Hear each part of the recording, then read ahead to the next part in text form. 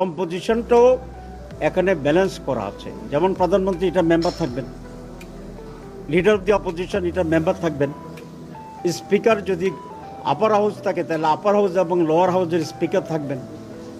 প্রধান বিচারপতিকে রাখা হয়েছিল, এটা আমরা মাইনাস করেছি, একদিন বলেছিলাম। তার একজন প্রতিনিধি হিসাবে সুপ্রিম কোর্টের একজন বিচারপতি থাকবেন এবং প্রেসিডেন্টকে প্রস্তাব করা হয়েছিল অরিজিনালি, এটা আমরা নাকচ করেছি, সকলে একমত হয়েছে। প্রেসিডেন্টের পক্ষ থেকে একজন প্রতিনিধি এখানে থাকবেন। সুতরাং এখানে গভর্নমেন্টও আছে, গভর্নমেন্টের বিরোধী যারা তারাও আছে এবং আরও দেশের রেসপেক্টেবল পার্সোনালিটিজ এখানে কম্বিনেশন আছে। এটা আমরা দেশের জন্য অত্যন্ত জরুরি মনে করি। দেখেন এখনও আওয়ামী লীগের ভূতেরা সচিবালয়ে এখনও সচিব রয়ে গেছে, তাইলে ভূতের আসর তো হয়েছে।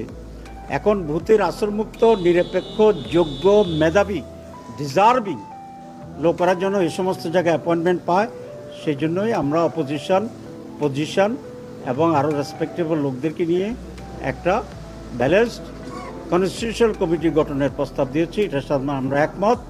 এটা হচ্ছে না এই জন্যই বলেছি, এখানে বিএনপির আপত্তি আছে।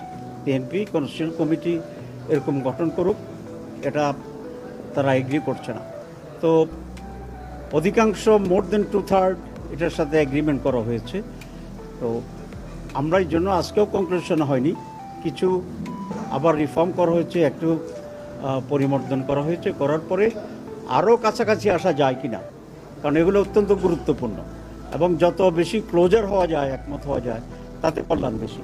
এই জন্য আমি রিফর্মস কমিটি যারা আছে পরিচালক, তাকেও আমি ধন্যবাদ জানাই যে সে অধিকতর ধৈর্য সহকারে, মাঝে মধ্যে অনেকের ভিতরে একটু তৈরি হয়, কিন্তু উনি খুবই ধৈর্য সহকারে আরও ক্লোজার করার জন্য চেষ্টা করছেন। আমরা আশা করি এটা জাতির স্বার্থে, স্মুথনেস সাথে, গভর্নমেন্টের সাথে, নিরপেক্ষতার সাথে সকল স্টেক হোল্ডাররা এটা মেনে নেবেন। কারণ না হলে আবার আমরা স্বৈরাচারের দিকে যেতে পারি, আবার সেই রাজনৈতিক দুর্বৃত্তায়ন যেটা, ক্ষমতার যেটা, সেটা আমরা যেতে পারি। আমি মনে করি এরকম সংস্কারবিহীন একটি নির্বাচনের যদি আমরা এগিয়ে যাই, সেই নির্বাচন দেশের পরিবর্তন আনবে না, আবার ব্যাক টু দি প্যাভিলিয়ন হয়ে যাবে। এবং এরকম নির্বাচনে দেশের মানুষ যাবে কি না, সেটা মানুষকে আবার ভাবতে হবে। তো এটা হচ্ছে এই। আর যেটা আপার কক্ষ, আমি আরেকদিনও বলেছিলাম, আমরা ইন প্রিন্সিপাল বাইক্যামেরাল পার্লামেন্টের সাথে ব্যাপারে আমরা একমত আছি। উপর কক্ষ যেটা আছে সেটা যেন একটু এক্সপান্ডেড হয়, শুধু এমপিদের ভোটে যেন না হয়ে যায়, তাহলে তো একই দলের একই রিফ্লেকশন হবে। সেই জন্য আমরা বলেছি এখানে জনগণের ভোটে রিফ্লেকশন থাকতে হবে, সেই হিসাবে প্রফেশনালিটিটা হবে, পিআর যেটা আমরা বলেছিলাম।